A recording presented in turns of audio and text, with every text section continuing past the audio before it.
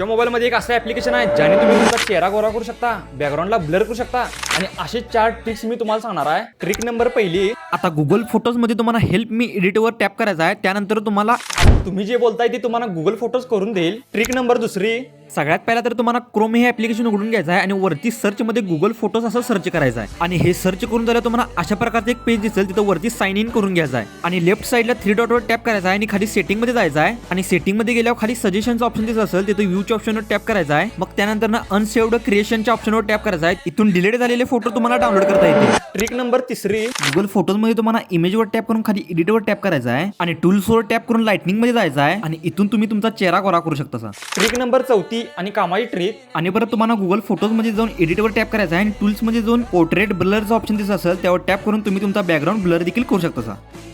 आणि या कामाची ट्रिक आताच ट्राय करून आपल्या टेक्स्ट रेसला फॉलो करा. चला.